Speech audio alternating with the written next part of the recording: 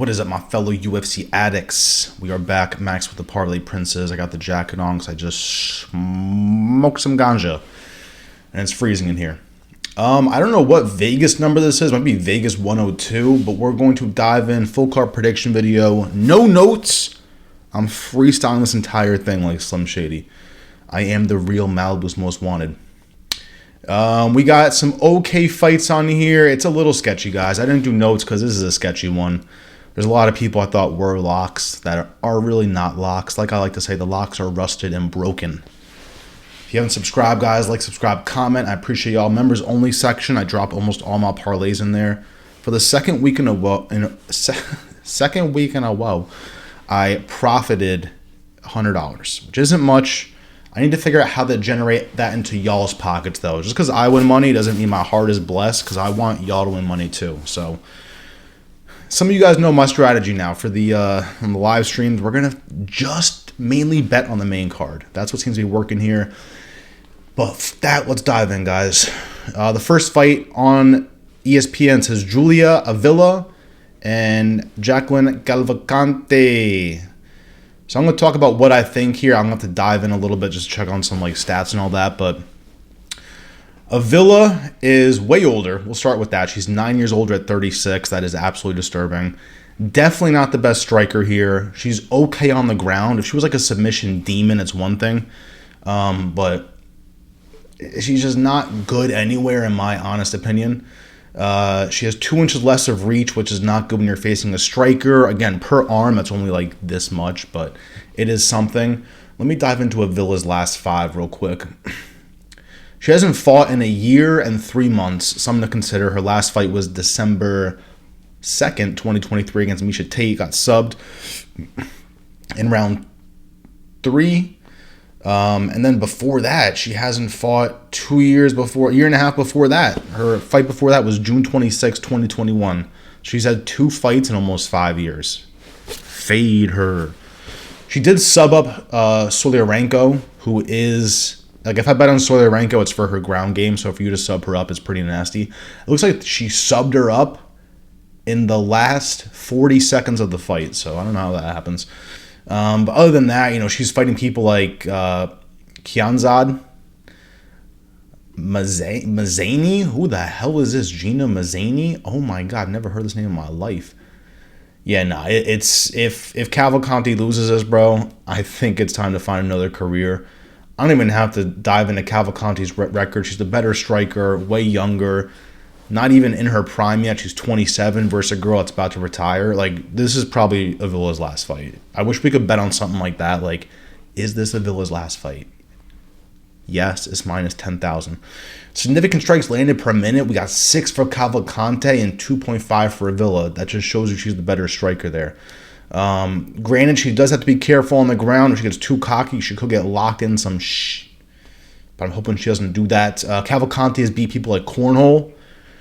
Nunez, that little stocky midget girl, Josiane Nunez, who we thought was nasty, but she beats people like Ziam, or sorry, what's this girl's name? Zara Farin.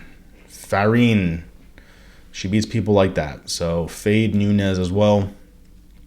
My pick is Cavalcanti, guys. I would expect a KO. I know that sounds insane. She hasn't gotten a KO in like 3 years, more than that. Or less than that, 2.5 years. She goes the distance with I just think this Avila girl is outie here, bro. She looks like a grandma. I have gray hair. This girl has gray hair. Like, if someone with gray hair tells you have gray hair, you definitely have gray hair, bro. I'm going with Cavalcanti for the fact that she has no gray hair. Dontale Mays, Valter Walker. So this is one. I feel a sneeze coming. We're keeping it in there. That's a sign we're sweeping the card. God just bless me. Dontale Mays 11-7. Valter Walker 12-1. Don't let Walker's. It says on here that Walker's a plus 185. Isn't that cap? Isn't Dontale Mays the favorite here? Yo, is ESPN trying to? Yo, ESPN, you got me fucked up right now. You like how I'm not cursing? I'm just skipping over curse words by believing not myself. What the? Yo, bro, there's no way Walker. Yo, ESPN got me messed up right now, bro. It says Valter Walker plus 185, Dontale Mayes minus 225. It's the opposite. My God. I knew Walker was the favorite. So sorry guys, but I had to dive in there. Apparently, oh yeah, Walker is Brazilian. I'm bugging. Guys, this one, I don't know if Walker's as locky as we think he is. I don't know if he's as locky, guys. 6 years younger at 27. I like that, but 3 inches less of reach. These guys are the same height, too. Like, Walker looks like a huge demon, but guess what? Dontale Mayes is 6'6". Who knows if that's even correct? Because ESPN has Khaos Williams' name as Kalin. Kalinn.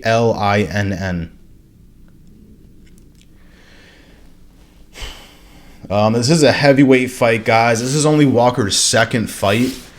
His first fight was absolutely abysmal. We all stood in amazement as Petroski just dog-walked Walker the whole time. But then Walker decided, you know what, I'm going to start taking stuff to the ground like I should and sub Tafa up very, very quickly. Oh, I'm sorry. I thought... it says 4:56. I'm like, damn, he did that in like 10 seconds. It was 4 seconds left of round 1. So still good in round 1. This one is tricky, guys, because we know Walker's only game plan is to get this to the ground. If he stands and bangs, good night, cash your stuff out. Man, I get people picking Dontale Mayes. I really do. Dontale Mayes went the distance with Gaziev like 5 months ago. Fought recently before that, 4 months before that. Machado went the distance, lost to Nascimento, which isn't horrible. Again, went the distance. KO'd Arlovsky. Damn, has this guy ever gotten sub? All right, Dontale Mayes has gotten sub twice, and it was back when he fought Nascimento the first time, and when Cyril Gane got a submission. What world do we live in? Man, my pick is going to be Walker, bro, but I am not confident. I think I was calling him a lock recently. Fade me. Fade me. Man, get ready. If Dontale Mayes stuffs 2 takedowns, get ready, boys. That's all I'm going to say. That's all I'm going to say. Maybe I like this fight going the distance. Maybe that's a safer bet. Over 1.5 rounds. May God bless me if they have this like over 1.5 at minus 220. Like, bro, I'm locking that in. Locking. So my pick is Walter, guys. As you can tell, I'm not confident whatsoever. This is low-level heavyweights. We've seen Walker get dog-walked by someone exactly like Dontale Mayes. So be careful. My pick is Walter, though. Next, Vince Morales, Elijah Smith. I believe Elijah Smith is I know he's definitely from the Contender Series, but I believe he's the one where his dad's actually a fighter too. Yeah, so he's blessed in that sense where it's in the family. And I kind of like that for Elijah Smith, 7-1. The issue is he's fighting a semi-veteran demon in Vince Morales. Like, Vince Morales isn't a demon per se, but he's definitely got way more UFC experience. He had a stint in the UFC and got cut, I believe. Either cut or just walked away. I doubt he just walked away. 2022, he lost to Jonathan Martinez, lost to Miles Johns, all by unanimous decision. And before that, just wasn't beating anyone good. He lost to Benito Lopez, lost to Chris Gutierrez, lost to Song Yadong. All unanimous decisions. So it's like, it's kind of hurting my soul, bro. This guy, he's got the blonde strip. He's almost pulling the Oliveira on us. If this guy tattooed his body like Dan Hooker, he'd be a lock. Man. This card is a little sketch, I'm not going to lie.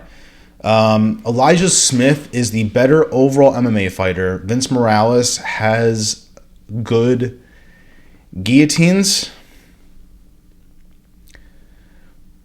and he's also a striker, but I can't really bet on that. What's the age difference here? And Morales came back for a recent UFC fight in September and lost to Taylor Lapilus, which is okay with me. Again, unanimous decision. So I like this fight going the distance too. We'll say that because if Vince Morales loses, it's Elijah Smith points. That's what it's looking like here. Huge age difference, 22. 12 age year gap, guys. 34 for Vince Morales. Elijah Smith is 22. But we've seen a lot of Contender Series fighters this year just be like, oh, they're too young. That's what you get. You know, it's like, this guy has beat no ones, bro. Damn.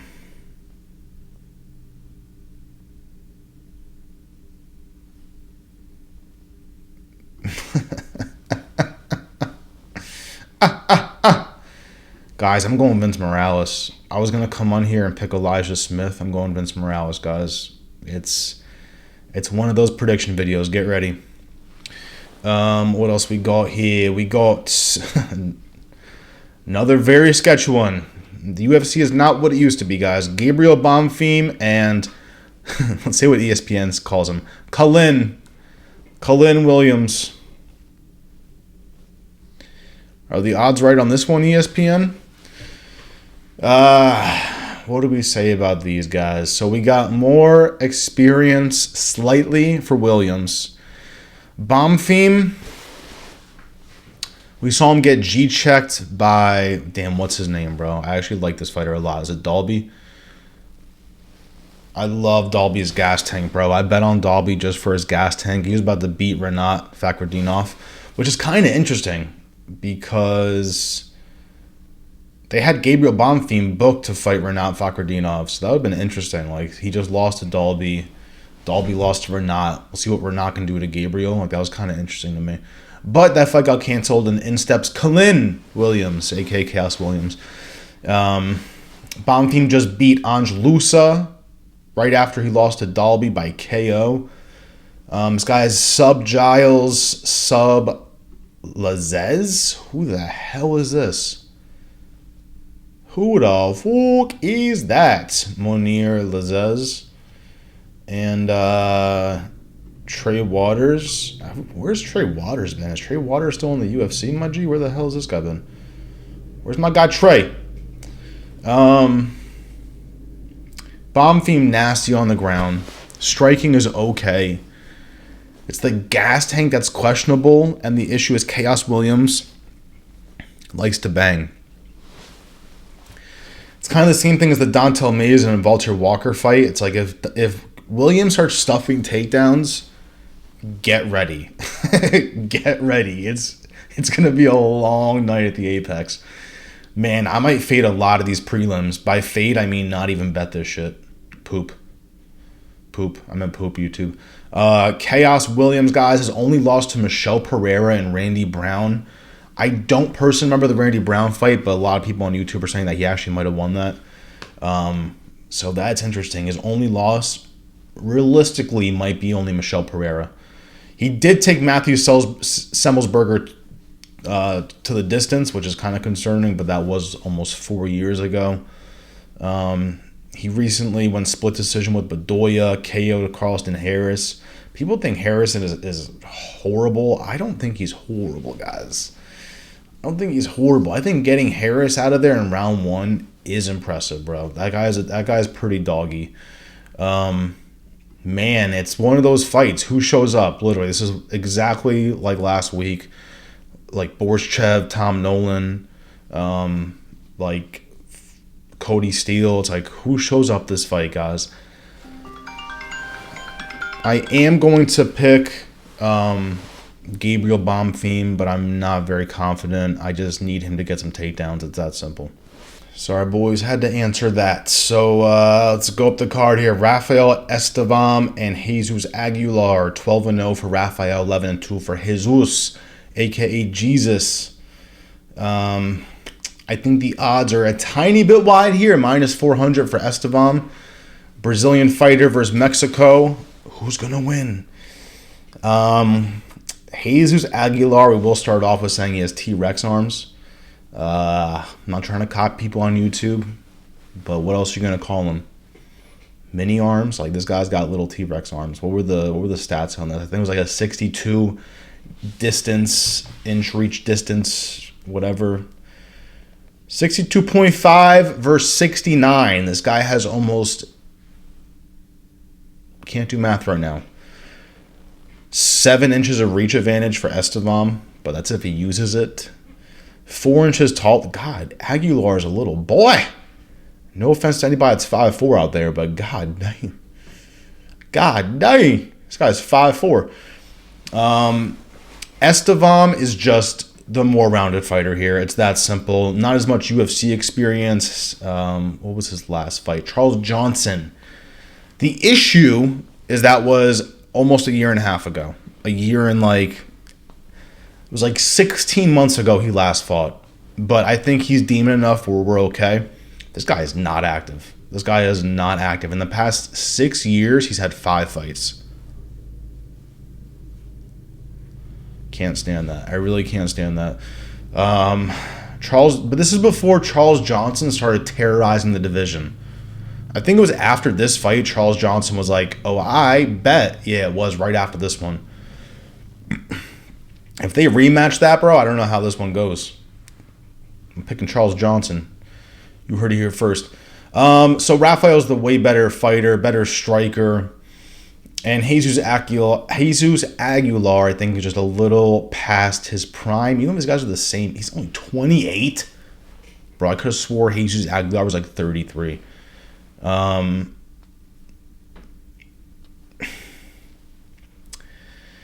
His wins are just not, it's just not there. I'm sorry. It's just not there. Way more active, I will say that, but he only lost to Tatsu Taira. Sub in round 1. That's okay. It happens. Just recently beat Stuart Nakal. He's only had 1 UFC fight. Man, this is kind of tough. Way more activity out of Aguilar. He last fought in August of 2024. It's definitely something I look at, is how active they are. Yeah. Aguilar is one of those guys, too, that has a nice guillotine. Like, if he locks those little tiny arms up in you, in your neck, it's over. But I can't just bet on that. The odds are definitely way too wide. Don't let Estevam bust your parlays, but I am going Estevam, I guess by points, technically. I'm going to have to go points. Let's see what else we got. Angela Hill, Caitlin Souza, Ketlen. Sorry, not Caitlin, Ketlen. Like a little tea kettle. Crazy age difference, 40 years of age for Angela Hill, 30 for Souza. I'm going to talk like Rigo. 40 years of age for Hill. Ketlen Souza, age 30. You have to make the last word louder. Angela Hill fights in Orthodox. God take my soul. I'm going Angela Hill, guys, just because I always bet on Angela Hill. It literally is that simple. Let me turn my alarm off here. She got the fro, guys. It's like, next fight. No, I'm kidding. Angela Hill is 17-4. We got to get them losses down, G. I wish it was like the DMV where they could take away some of your driving points. Like, hey, can we do a class to get some of these L's taken away? 17-4 is demonic. What have you been doing, Angela Hill? I did think she beat Tabitha Ritchie her last fight. It was a unanimous decision. That's a Garbaggio. Get that out of here. Lost to Mackenzie Dern. She just had way more fight IQ. Yeah, you could say more fight IQ and way more UFC experience, which is something I bet on a lot. I do consider their age, though, when I dive into that, but in this one I'm not. I'm picking the 40-year-old somehow. Souza is the one, if you guys forget, she fought in Noche against what's-her-face. I think this girl... Oh, my God. How do you say his first name? Yasmin. It was Yasmin and Souza at Noche, and Yasmin was like a minus 500 once again, and she got subbed in the first 2 minutes. Last 2 minutes of round 1. She got clipped, and then she got choked out. I was like, oh my God. So that's who Souza is, guys. The one that busted our parlays open. But we can get revenge this weekend, and we can pick Angela Hill. Sketchy. The odds are dead even on ESPN, which could be a huge lie. Minus 110, minus 110. My pick is Angela Hill or the fight just going the distance. I don't think Souza gets a finish here, but if she wins, it's by points. I'm okay with a split too. Maybe if Angela Hill, for whatever reason, becomes the underdog, we just have her win around plus 3.5. Bet the farm.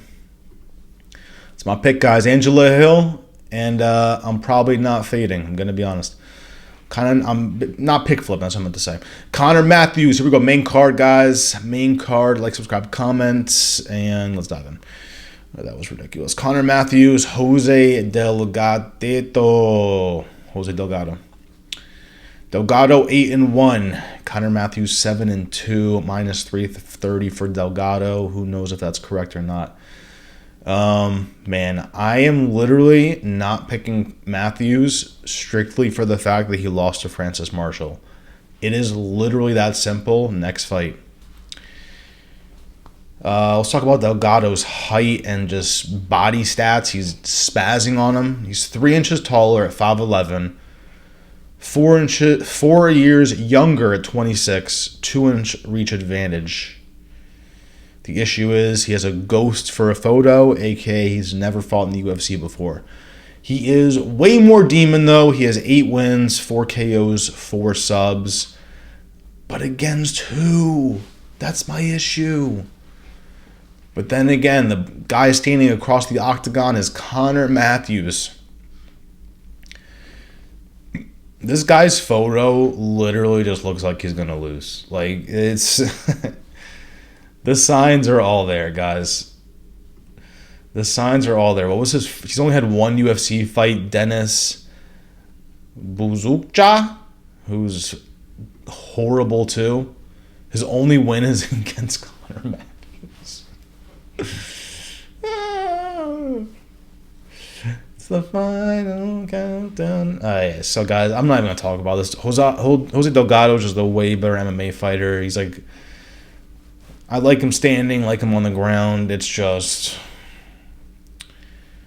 Alright, I'll be honest. I have no idea who he is, but Connor Matthews is horrible. Rondolfo Viera, Andre Petroski. This one I actually like because it's very unique as far as stylistic matchups go. Both these guys want to get it to the ground. We got a Brazilian in Viera, and Petroski is American. So if you do simple MMA math, the Brazilian is winning.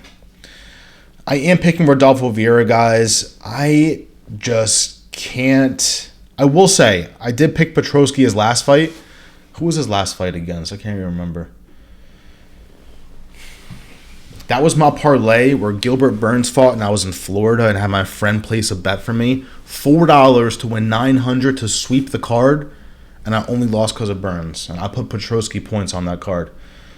On that ticket. He unanimous decision with Budka, who's actually on this card too. Man, I'm sure none of you can forget when he KO'd himself on Malkoun's hip bone. Bro, what is this, Dr. Seuss? How the hell do you do that, bro? He got KO'd by Michel Pereira in 1 minute. Yeah, guys, my pick is Viera. I think standing he's better, and I think on the ground he's better. Petroski is just like this guy will slip on a banana peel. If someone threw that in the cage, he would KO himself. He went the distance with Chris Curtis. That's Viera we're talking about. Got subbed by Anthony Hernandez. But he survived at least 7 minutes. And if you survive 7 minutes with Anthony Hernandez, I actually think you're a god. So... I'm going Rodolfo Viera, guys. If it gets to the ground, I like him better there. If it's standing, I like him better. Petroski KO'd himself by shooting for a takedown and hitting his head on someone's hip bone. That's impossible. It's impossible. It's not physically possible. I'm going Viera. Ismael Bonfim, Nazim, Sadykhov. So this one, guys... Before I start yapping, because this is the only one I actually watched tape on the guy I didn't know, who was Sadykhov. It was his fight against Borshev. How many UFC fights has this guy had? He's had 3 UFC fights, and one of them was a draw. He won the other 2 by finish. Subbed Terrence McKinney. KO Dr. Stoppage Elder. So Sadykhov made Borshev look like Borshev, bro. Like, I bet on Borshev for how he looked in that Sadykhov fight. This guy was spazzing on Sadykhov. Absolutely spazzing. I'm like, bro, where was this Borshev this past weekend? That's what I was betting on, was this exact fight. This guy's going to the body, head kicks. Bing, bing, bing, bing, bing, bing. Like, bro, where was that? I get it, no one's lengthy, but goddamn, tap me in, bro. So based off my tape study, guys, I got to go Ismael Bonfim. I just didn't like what I saw in Sadykhov. He is very hittable. I'm not going to say he got lucky, but he clipped Borshev, and that changed the fight. Borshev was literally on wobbly legs. He got clipped once and changed his life. But Borshev gave up the second round, and then the third round, he just starts styling on Sadykhov again. After he basically just got hit with a 10-8. Borshev comes in the third. Bing, bing, bing, bing, bing, bing, bing.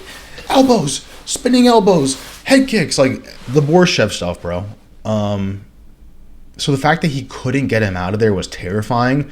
And the fact that he came out the third round, just got pieced up again, was mind-blowing. That's probably the only reason it was a draw. Like, the second round's 10-8. The other rounds are Borshev.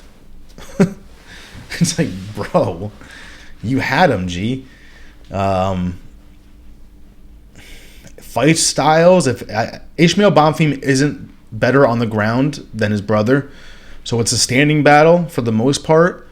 And in that case, I gotta go Bonfim. It is like percentage-wise, like 55-45. So I think 55% chance for Bonfim. So it's close here, but like he could get clipped.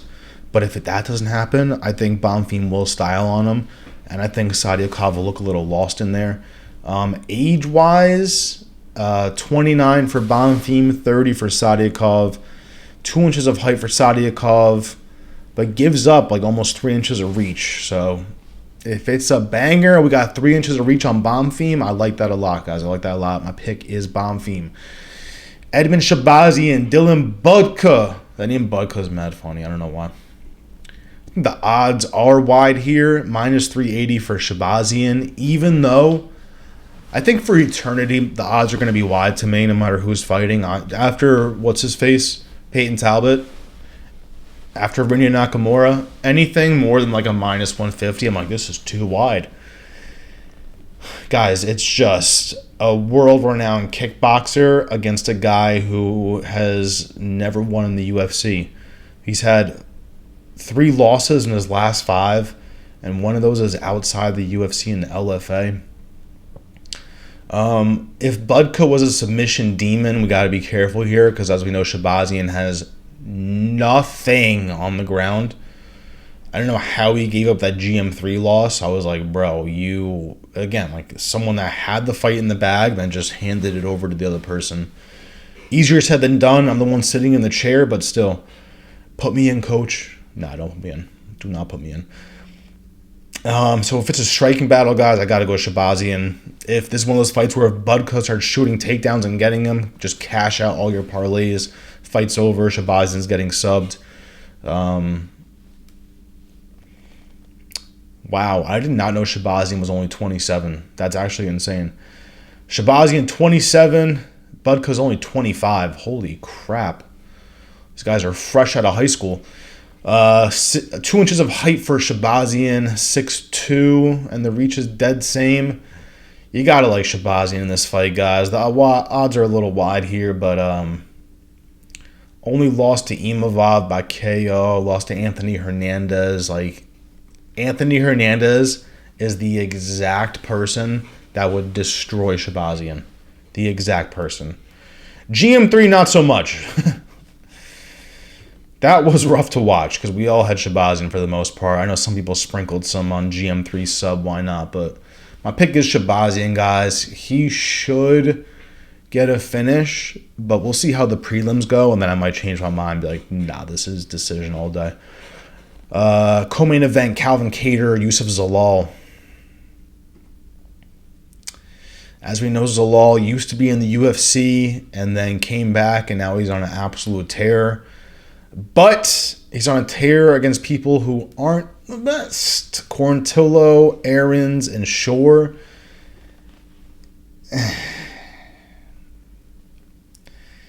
Calvin Kattar would destroy those people.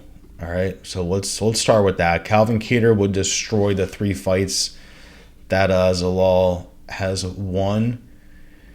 And didn't Zalal do a weird ass dance when he subbed his last fight? Didn't he start doing some like fucking like some crazy like that? When people start dancing all funky, it gets me so cranky where I just want to bet against them. Like I hope Zalal gets knocked out. We'll start with that. I hope to God he gets knocked out. If that's the guy who I'm thinking of and he danced like that, it's time for a nap. Calvin Kattar, way more demon with the striking. But we might have seen the best out of Calvin Kattar. He's 36 years old. How long has this guy been in the UFC for? This guy's been in the UFC for a minute. All right, not the most active fighter. He's been in the UFC since 2017, so that's like 8 years ago. And he's only had like 13 fights. I guess that's all right, whatever. 2 fights a year, 1.5 on average. He's 1-4 in his last 5, but he's losing to demons, guys. Max Holloway, Josh Emmett, Arnold Allen. Aljamain Sterling is not like a demon, but he is an ex-champion. But he did just like stall that entire fight. That's how you can beat Kattar right now, is just do what Sterling did and just pressure, get him taken down, don't get hit with a punch. Let's see if Kattar even landed a punch in that fight. Kattar's significant strikes against Sterling must have been... Oh my God.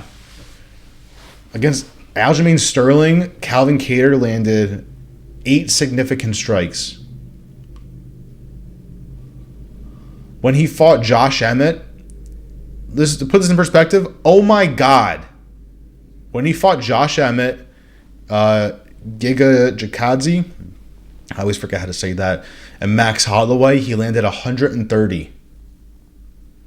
But then against Sterling, he lands 8. So that is the issue, guys. Like, I want to pick Calvin Kattar so badly just to starch this man, but if you're nasty with your ground game, you're probably going to beat Zalal. If it's a standing battle, if it's like Calvin Kattar versus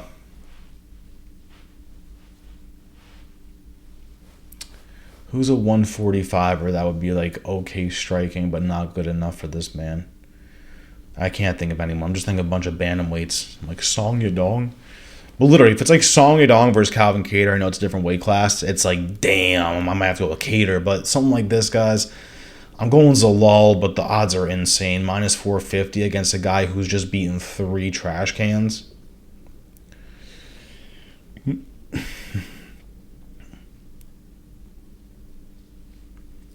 But the age is wild. 8 years older for Kattar at 36. Zalal's 28. Same reach. Basically same height. That's it for that one, guys. I'm going Zalal. I think Calvin Kattar is overdue to get subbed. I will kind of say that. Let's see how many times has Calvin Kattar gotten subbed. 1 time. Who subbed Calvin Kattar? Who done it? This guy hasn't lost by submission since 2008. 17 years ago was the last time Kattar got subbed. Fade my submission pick. All right, guys, main event. Here we go. Jared Cannonier, Gregory Rodriguez. This is like... It's one of those fights where if if RoboCop wins, it's going to be like, all right, that was an easy pick, like whatever, next. But it's one of those ones where you could say RoboCop, and then after the first round, you're like, what have I done? Cannonier has fought the way more demons, actually has 5-round experience. We're going to dive in and see if D-Rod has had... I keep saying D-Rod. God damn it. See if I'm just gonna keep saying RoboCop. If RoboCop has had any 5-round experience. I don't think so. My guy Cannonier has been in 6 5-rounders and has went the distance in almost all of them, minus Imavov. Recently lost to Kyle Barajo, as you guys know, unanimous decision. Recent wins are people like Vettori, Sean Strickland, Derek Brunson, Kevin Gastelum. Lost to Whitaker. Beat Anderson Silva, but that was, again, 6 years ago. Man, oh man. I'll tell the RoboCop story too of how I had $1 to win 4,000 to sweep the card. Yes, you heard that correctly. $1 to win 4,000, and I only lost because that fight when RoboCop slept Julian Marquise.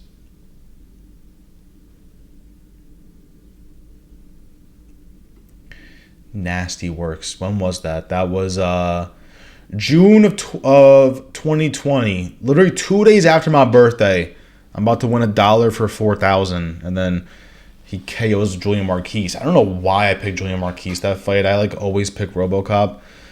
Even in the Bruno Ferreira fight, when he got slept by Bruno Ferreira, I couldn't believe that. I'm like, bro, what are you doing? Wake up! I definitely bet on him for Brad Tavares when he KO'd Brad Tavares. I bet on him in his last fight, Christian Leroy Duncan. Leroy Duncan! The power's there for RoboCop. The power's there for Cannonier too. But I think RoboCop's just a little... His fight IQ is lower. We'll start with that. Lower fight IQ. Kind of fights like DDP, where it's just like a little random, but it works out for him. Very scary human, I'm not going to lie. 6'3".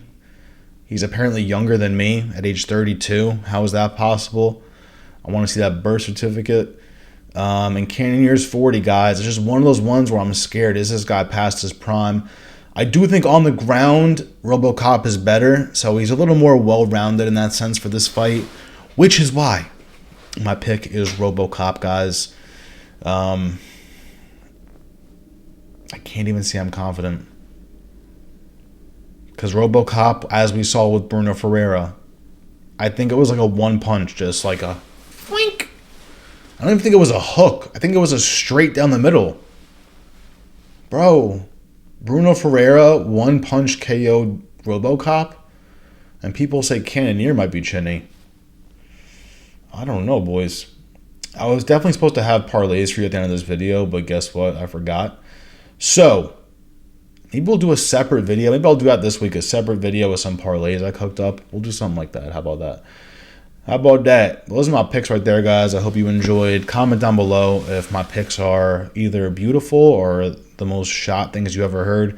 This card, confidence-wise, I'm like 60-40. This is not a UFC Saudi card, but I won 11-1, and I knew everyone's fights in the last 5 fights. We got a lot of Contender Series fighters. Not a lot. We got like 2 or 3. A good amount of fighters who haven't fought in a year and a half. We got people like Valter Walker on here. Like, will he shoot a takedown? I'm so tired of betting on that. I expect Zalal to shoot a takedown, but watch Zalal try and stand and bang with Kattar. If he stands and bangs with Kattar, the UFC is officially rigged. I don't know what else to say, guys. So those are my picks. We'll have some parlays later in the week. I'm going to do a separate video just for parlays, something like that. You guys know about the props video section that drops every Friday. And that's it. Let's say a prayer because we're back to the apex and we know how that goes. Be back, guys. Peace. Appreciate you.